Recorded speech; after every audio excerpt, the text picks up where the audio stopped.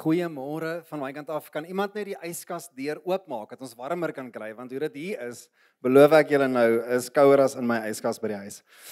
Het jy al ooit gewonder hoekom is dit dat jy jou sleutels verloor net wanneer jy die goed soek? Is dit net ek? Waar's my vrou? Want ons het vanoggend ry ons by die huis uit, ons wil die hek oopmaak. Waar's die sleutels? Dit hang nog in die deur. Ons het nooit dit uitgehaal nie. Wie besluit, het jy al ooit gewonder hoeveel tandepasta genoeg is op 'n tandeborsel? Enigiemand? Want in die Aquafresh advertensies is daar so streep tandepasta op daai ding. Ek weet nie hoeveel is hulle budget vir tandepasta nie, maar ons gebruik aansienlik minder. Kom ek vra jou gou, het jy al ooit gewonder hoekom as jy jou broodjie botter en hy val daai ding botter eerste? Altyd, elke liewe keer. Okay, julle wonder nie oor sulke goed nie. Maar ek vra jou gou, wie van julle het 'n denim broek aan vandag, 'n jean? Nie Hein nie. Hein, dis koud, gaan trek 'n broek aan. Wil jy nie my gou 'n guns doen nie? Voel gegaan net in jou sak of daar so 'n klein sakkie is in die kant van jou broek. Weet julle waarvan ek praat? Wie van julle het nou enetjie by jou? Enigiemand? Wat sit jy in daai ding? Wat bær jy daar binne? Ek wil weet, sê my nou, wat kom in daai sakkie? Het jy al ooit gewonder, waarvoor is hierdie ding? Julle kan vir Willem gaan vra, hy sê na die tyd sê. Ek het gou 'n laaste een en ek is nou eerlik, ek wonder oor hierdie. Het jy al ooit gewonder, tydens beerdkrag, load shedding, hoe sit hulle die krag af?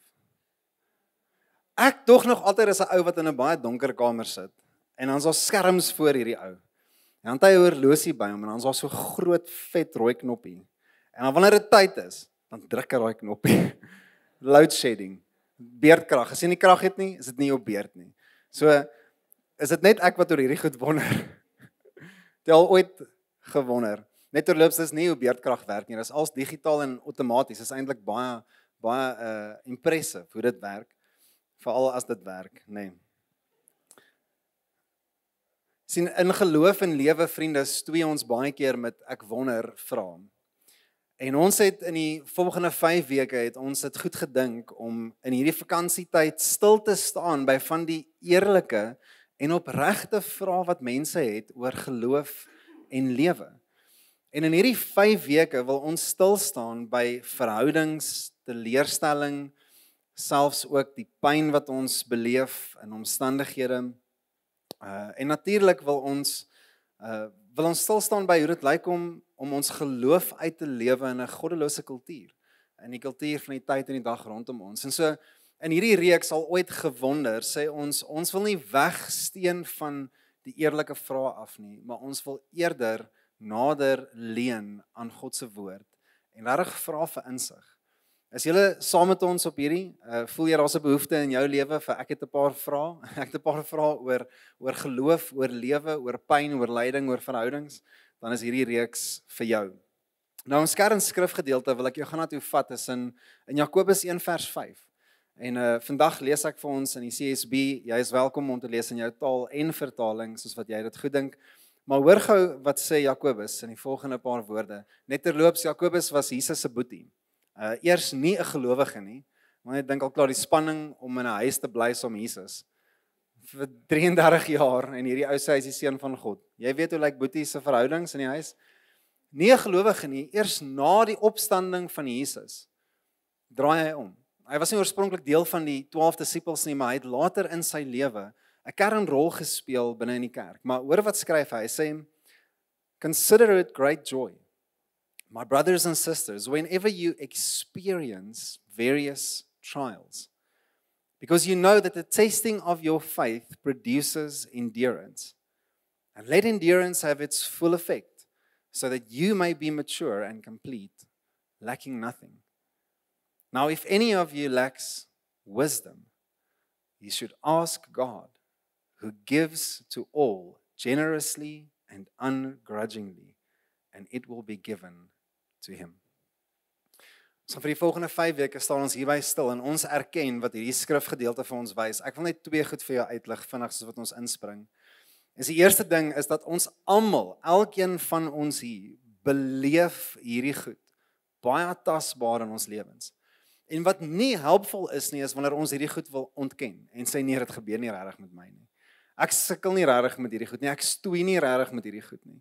Dis nie helpvol nie. So die eerste ding wat Jakobus vir ons wys is dat almal van ons hier stoei met goed in geloof, want dis hoe jy geloof bou. As jy al ooit gewonder het hoe bou ek 'n geloof wat gegrond is, wat getoets is, jy moet hom deur die boeke sit. Dis hoe jy geloof bou, vriende. Geloof word nie gebou in die gemak nie. Dit word nie gebou in die lekker nie. Dit word gebou wanneer ons die lewe werklik toets en wanneer die lewe ons werklik toets. Dis die eerste ding wat ek vandag vir ons wil wys. Die tweede ding wat hierdie skrif vir ons sê, is dat dis 'n uitnodiging, 'n belofte, dat wanneer jy wysheid nodig het, vra en dit sal vir jou gegee word. Beide die uitnodiging en die belofte. Nou vra ek jou vandag 'n eerlike vraag. Hoe lyk die inhoud van ons gebedslewe? Wanneer dit kom by die goeters wat die naaste aan ons raak, aan ons binneste kom skud, wanneer dit ongemaklik is, wanneer daar onreg is, wanneer daar teleurstelling is, wat maak ons met hierdie goed? Want wat Jakobus vir ons hier wys, is 'n baie mooi ding. Hy sê vir ons eerstens, die uitnodiging staan, dat niks wat jy na die tafel toe kan bring, gaan God teleurstel of wegskrik nie. Dit gaan nie. Hy is wel bewus van alles in jou lewe. So moenie dit wegsteek of wegstoot nie. Hy sê, bring daai goed en vra vir wysheid. Dink gou net vir jouself, wanneer laas het jy in eerlike gebed gesê, Here, ek kort wysheid? Ek moet hierdie ding aanpak, of ek moet deur hierdie ding stoei, of ek gaan nou worstel deur hierdie. Is jou plan A om te vra vir wysheid? Of gaan ons eers probeer, en wanneer dit nie werk nie, dan gaan ons die Here vra, en konsulteer ons hom, en kontrakteer ons hom in. Hallo? Slaap julle, is dit so koud? Hiberneer julle? Dis 'n eerlike vraag vir jou, want wat ek vandag vir ons hier op die tafel wil sit, is dat die verskil tussen kennis en wysheid nodig is vir ons om te verstaan. Want hier praat ons nie van die goed wat net sin maak nie. Ons praat nie net van die feite van die dinge nie. Ons praat nie net van die verstaan van die goed nie. Dis kennis. Ons praat hier van goddelike insig. Hoe kyk God na die goed in jou lewe? En sien jy dit ook so? Maak dit vir jou sin? Is dit 'n konfronterende vraag? Vra ons, Here, ek soek goddelike insig, ek soek geestelike verstaan en ek wil hierdie goed prakties uitlewe. En die uitnodiging staan en die belofte staan. Maar die waarheid is, vriende, dat ons hoef nie meer te wonder nie. Dis die lekker ding, vir die volgende 5 weke vra ons, het jy al ooit gewonder, maar hopelik hierna hoef jy nie meer te wonder nie. Ons soek klarigheid, ons soek handvatsels vir hierdie goed. So kom ons duik vandag in. Het jy al ooit gewonder hoe lyk goddelike verhoudings? Regte, opregte, werklike, goddelike verhoudings. Het jy al ooit gewonder? Nee, okay. Wel dan wonder ek namens ons. Nou, ek wil gou vandag vir jou wys verhoudings op elke vlak en dit is wyd. Dit is moeilik om in so iets in te duik wanneer ons nie in die totale scope, die totale lengte van hierdie ding, al die verhoudinge lys nie. Dit is baie moeilik want hier's nie 'n verhouding wat uitgesluit word nie. Ek wil dit net vandag vir ons sê. So as jy getroud is, jou huwelik, as jy 'n ouer is, jou ouerskap, as jy 'n kind is, jou verhouding tot jou ouers, as jy 'n vriend is, as jy 'n broer is, as jy 'n suster is, as jy 'n werknemer of 'n werkgewer is, verhoudings gaan jou totale lewe hierso omvat. Daar's nie een enkele verhouding wat uitgesluit word nie, maar boonop al hierdie goed is dit ook jou verhouding met die Here. Dit is onmoontlik om te gesels oor verhoudings tussen mense wanneer die verwysing nie is jou verhouding met die Here nie. Dit is onmoontlik om dit te doen. Kan jy dit saam met my sien? Kan ons al mense sê vir dit, julle moet my help vandag, dit is koud, maar die Here weet. Sien, verhoudings op elke vlak, wil ek jou nou gou vra, in daai lysie, hoe goed doen jy verhoudings? Hoe goed kry jy verhoudings reg? Kan ons gou net vir jouself 'n skoor gee, van 1 tot 10? 1, jy kor die Here. 5, ja, seker maar die deursnit gelowige se kwaliteit van verhoudings, en 10, jy is 100%. Is jy die beste in verhoudings, reg deur die banke. Skor gee jouself in my huwelik, my ouerskap, in my werksodanigheid, in my vriendskappe, in my familie en breër gesin. Hoe goed dink jy kry jy verhoudings reg? Het jy nou hierdie preek nodig? OK. Kom ek vra jy eerder so, dink jy jou verhoudings is perfek? Maar hoekom nie? Maar hoekom nie? Hoekom is jou verhoudings nie perfek nie? Sonder fout, sonder sukkel, sonder seer, daar's nie teleurstelling nie, daar's nie konflik nie, daar's nie verskille nie. Daar's nooit nodig om jammer te sê nie, want jy kry verhoudings net reg. Almal van ons. Enigiemand. Kriek, kriek. Niemand nie. OK, goed. Want ek wil vandag vir ons wys hierso dat ons maak 'n enorme fout. Amper sê ek 'n helse fout, maar ek gaan nie dit sê nie, want ek's op die kansel. Ons maak 'n enorme fout wanneer ons verhoudings benader soos 'n matriek vraestel aan die einde van die jaar in die eksamen. Ons maak 'n enorme fout. As jy dit verkeerd kry, dan dop jy. So moenie dop nie. Ons maak 'n fout. Want jy sien ons verhoudings werk nie so nie en God werk ook nie so met ons nie. Ek wil hierdie vir julle wys dat as ons verhoudings wil meet soos 'n vraestel wat is reg en verkeerd, waar slaag jy en waar dop jy, dan maak jy 'n fout. En ek wil vandag vir jou wys, en asseblief moet my nie stenig nie, maar goddelike verhoudings hoef nie perfek te wees nie. OK, niemand stenig my nie. Dankie. Kan ek die spanning van jou skouers afhaal dat jy as pa wat voel ek misluk in pa wees of jy as vrou vir jou man of man vir jou vrou of selfs net in jou vriendskappe dat jy hierdie druk beleef en hierdie spanning dat ek maak dit net nie. Dat ek maak droog en ek maak foute en ek stel mense te leer en ek maak mense seer. En dat jy nie soos die uitsondering voel nie, dat jy inteendeel vandag sal erken dat dit is nie net normaal nie. Dis hoe dit moet wees. Verhoudings kan nie perfek wees nie. Dis nie hoe dit werk nie. Sê ons mekaar, okay, maar beteken dit dat goddelike verhoudings net nooit sal groei nie, net nooit sal verbeter nie, dat almal van ons net moet sê, jy moet maar happy wees met wat jy kry, want dis wat jy het. Sê ons nee. Maar die vraag is nie, is my verhoudinge perfek nie. Die vraag is eerder, sien ek perfekte liefde? Want 'n verhouding sal nooit perfek wees nie. Kan ek dit net vandag vir ons sê? En as jy twyfel in daai, as jy met my wil stry, dan vat ek jou terug na my vraag toe. Hoe goed kry jy jou verhoudings reg? Daar's nie enigsins fout of mislukking of teleurstelling in enige van jou verhoudinge nie. Vriende, hoor gou wat ek sê. Ons stel God teleur elke dag. Die woord wys dit vir ons. Dat in ons menslike kapasiteit, dit is hoekom ons Jesus nodig het, om in daai plek te kom staan en sy voltooide en volmaakte werk, dat hy die een is wat verhoudinge perfek kan doen. Maar die res van ons kan erken. Ons kan nie verhoudinge perfek aanpak nie, maar ons kan liefde perfek aanpak. Ek wil gou hierdie vir jou wys in 1 Johannes 4 vers 16 tot 21. Maak gou saam met my studie, net in wat Johannes hier skryf. Ons gaan vanaf vers 16 lees. Hy sê, we have come to know and to believe that the love that God has for us.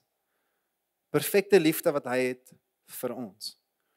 Hy sê God is love. Nie net het hy lief nie, hy is liefde. And the one who remains in love remains in God. And God remains in him. And in this love is made complete with us, so that we may have confidence in the day of judgment. Because as he is, so also are we in this world. There is no fear in love. Instead, perfect love drives out fear. Because fear involves punishment. Yes, gaan saam met my verder. So the one who fears is not complete in love.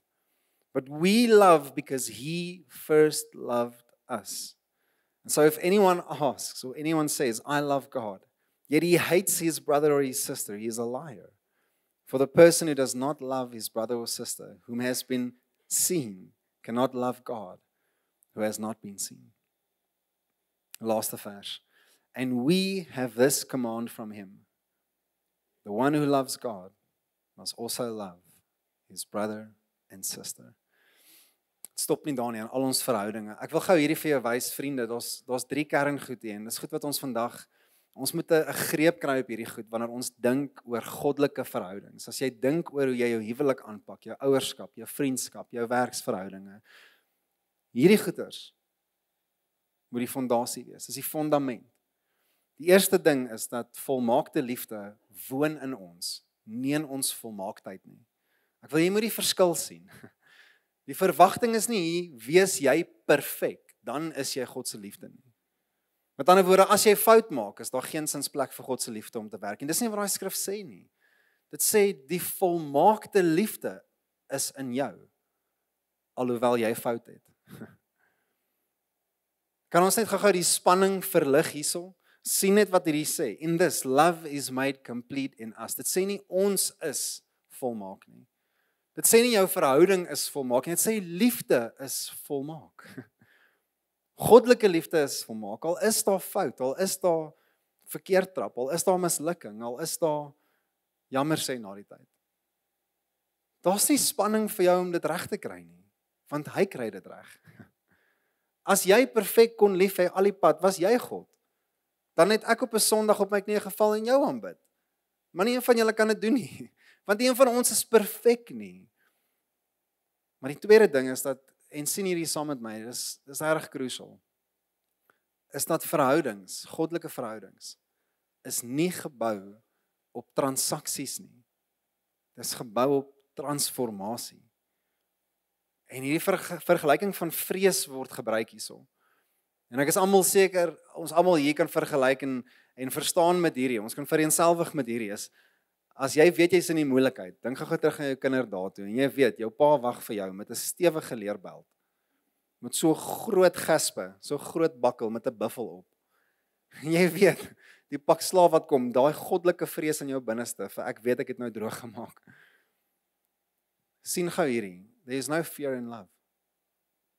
Daar word nie rekord gehou van as ek jou nou teleurstel, as ek nou verkeerd maak, as ek nou fout maak, dan moet ek reken na hierdie ding toe nie. Dis nie hoe God met ons werk nie. En dit is ook nie hoe ons verhoudings werk nie.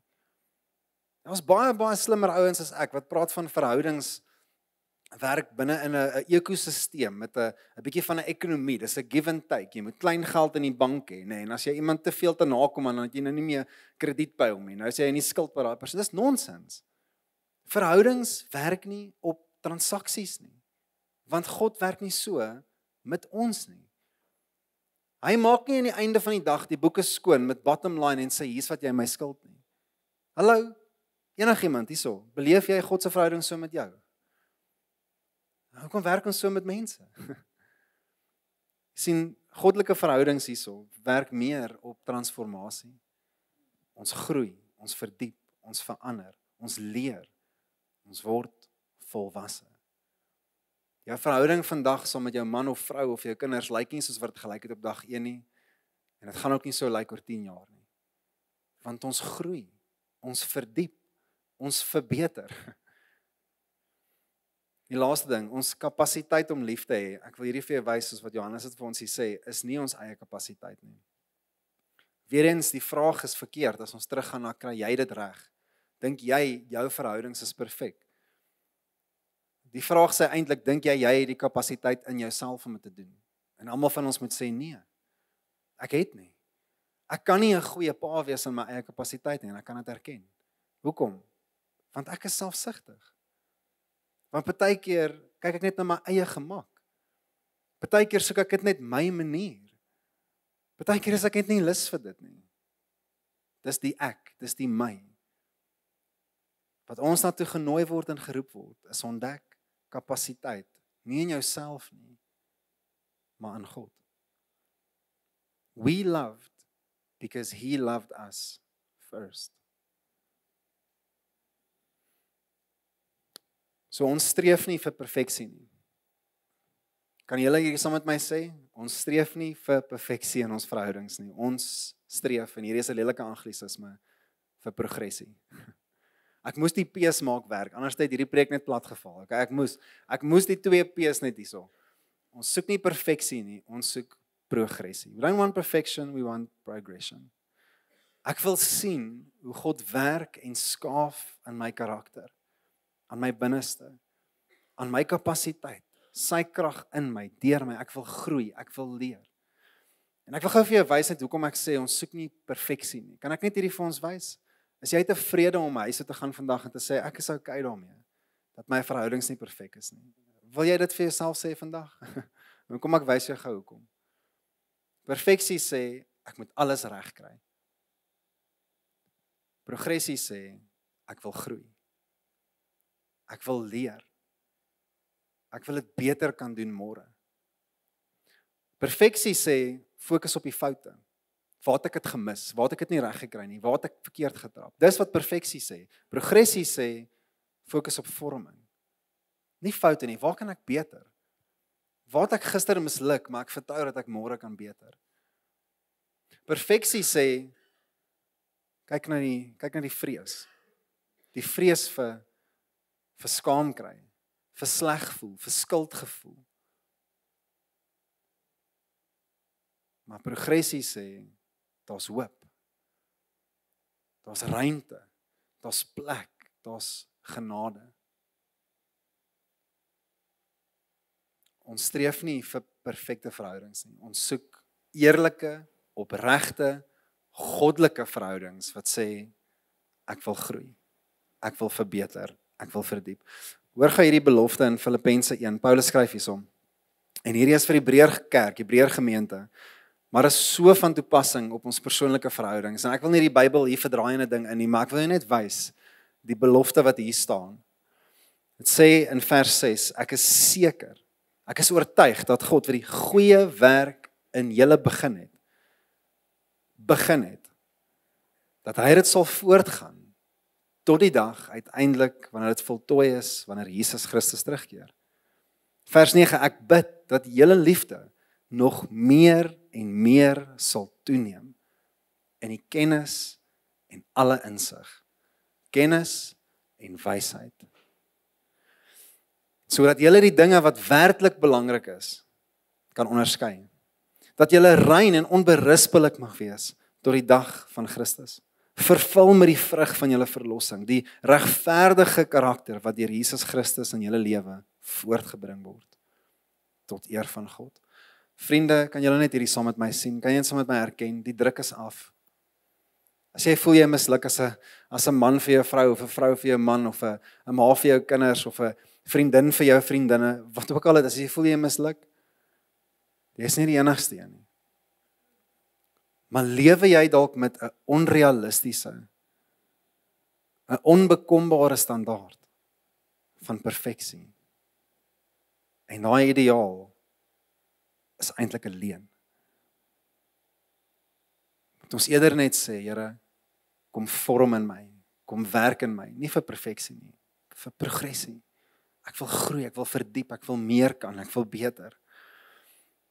En ek wil vandag op 'n baie praktiese manier, ek wil net goed by jou kom losmaak, want as 'n skrywer Tim Kimmel, hy is in die Family Matters beweging in die VSA, maar hy skryf 'n boek, Grace-Based Parenting, en hy skryf oor die behoeftes wat elke kind het. Hy sê daar's 3 kernbehoeftes tot elke kind. Maar ek dink nie dit stop by kinders nie. Ek dink dit is meer van toepassing op verhoudinge reg deur die bank is. Tot 3 kern praktiese behoeftes. Ek wil vandag vir jou wys hoe goddelike verhoudings baie vinnig hierdie 3 goed vervul. Hoe hierdie goeders aangespreek word. En so kom ek wys jou gou net eerstens dat verhoudings is 'n plek van veiligheid. En ek wil gou vir jou hierdie wys dat die verhoudingskwaliteit wat ons in lewe weerspieël eintlik net die verhouding wat ek met God het. Ek wil gou vir jou sê, kyk gou saam met my. As jy heeltyd lewe met, kan net nie mense teleurstel nie. Ek kan net nie foute maak nie. Ek kan net nie gemors maak nie. Ek kan dit nie bekostig om foute te maak nie. Ek beloof ek jou. Gaan trek daai lyn deur. Dis hoe jy dink God met jou werk. Kan net nie mistrap voor hom nie. Kan net nie 'n fout maak nie. Maar dis nie hoe God werk met ons nie. Wat hy vir ons sê is dat my genade is so groot dat geen menslike skande dit ooit sal oorskry nie. Daar is niks wat jy kan doen om God se genade uit te put nie. Niks.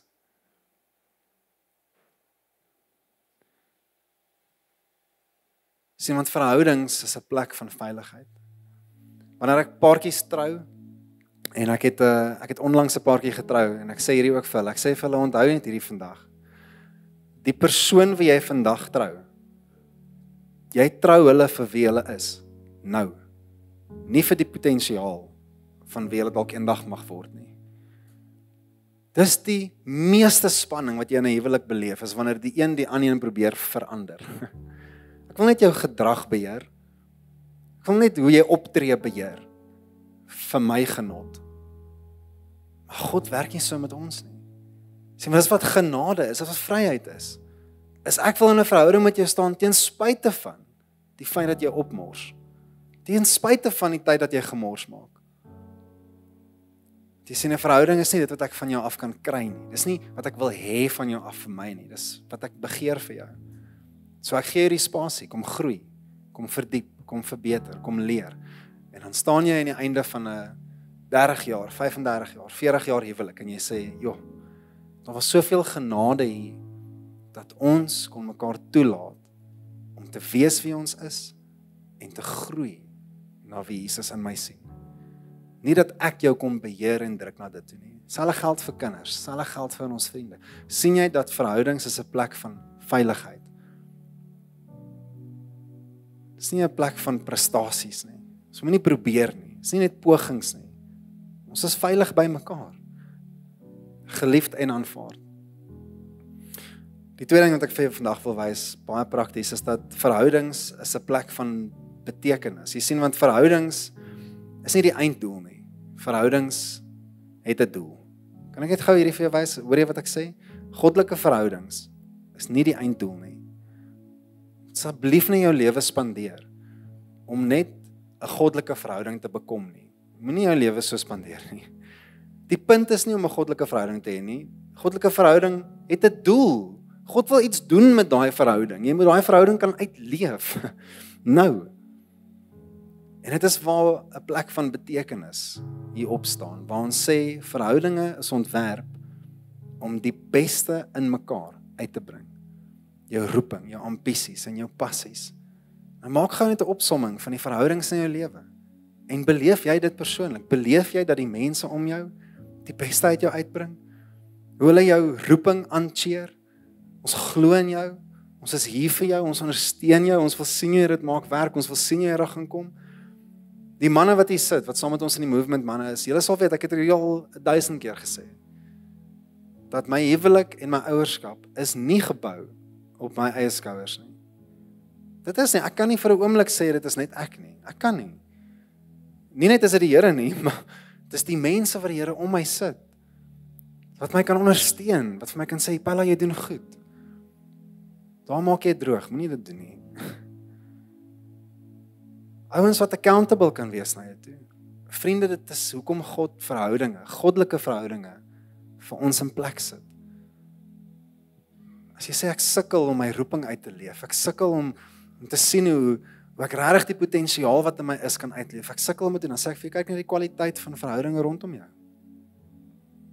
As jy stak is in die rat race, is net 9 to 5 elke dag, is net van die een maand tot die ander maand. Sê ek maar, kyk hoe lyk die verhouding in jou lewe, is daar enigiemand daar, wat die beste in jou uitroep, wat vir jou bid, wat saam met jou sê, Here, ek wil hê, in my lewe moet U deur my werk, kom bid saam met my vir dit. Kan ek ook net sê, plek van betekenis, is ook waar ons reg eerlik kan wees, oor die keer waar ons voel ons misluk.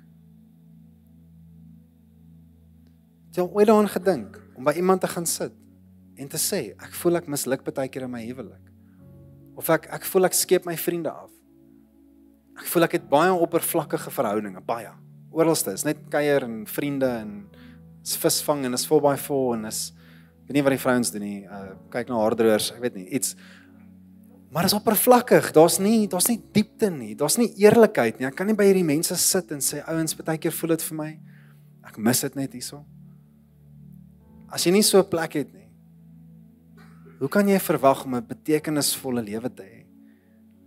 Wanneer niemand saam met jou daar kan staan, en dis die laaste punt, en jou kan sterk maak nie. Dis 'n goddelike verhouding. Dis 'n plek waar mense jou kan kom bekragtig. Waar jy nie sterk is in jou eie vermoë nie, maar sterk is saam met ander mense. Kan jy hierdie saam met my sien vandag? Ons soek nie perfekte verhoudings nie. Ons soek goddelike verhoudings. Wat plekke is van veiligheid. Waar ons mekaar aanvaar en toelaat om te groei en daar's genade daar teenwoordig. Soos wat ons dit beleef van 'n verhouding met die Here. Plekke waar ons betekenis saam het. Daar's meer tot hierdie lewe en ek wil dit uit jou uitroep.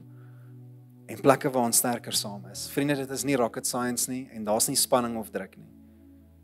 Maar dis wat 'n goddelike verhouding is.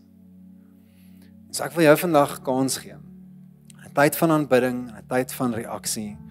Om dalk net te doen wat Jakobus hier sê. Sê Here, ek soek wysheid. En jy kan vandag vir jouself eerlik sê, ek wil hier uitstap en ek wil regtig 'n oop hart hê. Here, kom werk op 'n bonatuurlike manier in my verhoudings. En ons kan dit erken. Miskien tot en met nou toe het ek nog probeer. Miskien tot en met nou toe was daar nog net droog gemaak. Maar ek wil regtig U toelaat om in my te kom vorm en om in my te kom verdiep. Wat 'n goddelike verhouding regtig behels. En ook voel dit vir jou soos 'n onmoontlike taak, want jy sien al hierdie verhoudinge rondom jou. Dan sê ek vir jou, kies een. Dis baie prakties, sê Here, in hierdie een verhouding. Ek wil U vertrou, ek wil kom bid en vra vir wysheid. Die belofte staan en die uitnodiging staan. Die wat wysheid kort kom, laat hulle vra. En die Here is die een wat gee. So kom ons staan saam, vriende. Ons gaan in 'n tyd van aanbidding ingaan.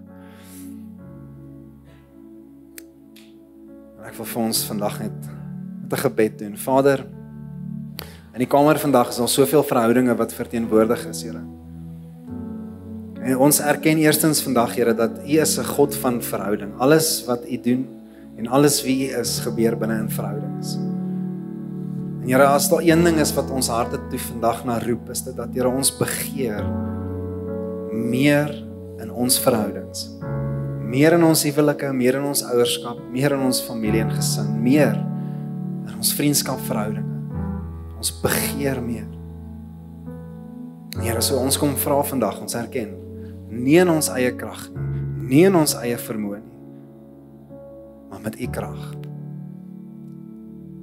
Here, ons kom vra vir wysheid, goddelike, bonatuurlike insig, en die vermoë om hierdie aan te pak, op 'n ander manier. Here, ek wil kom bid ook net vir die seerplekke in harte vandag. Mense wat hier staan en sê, ek was aan die ontvangkant van 'n verhouding wat seer gemaak het. Here, dat U daai kom genees. U is die God van genesing, nie net in ons liggame nie, maar ook in ons harte. En daar's soveel van die verlede, daar's soveel van die onreg, daar's soveel van die pyn wat ons mee sit in ons binnestes, Here, en ek kom bid, Heilige Gees, dat Jy hier in ons harte sal kom heel maak, sal kom herstel, kom skoon maak. Here, kom wys ons om te sien soos wat U sien. Here, ons kom bid vir goddelike liefde, goddelike genade, dat ons verhoudinge sal kom oorvloed. Ons bid dit in U naam.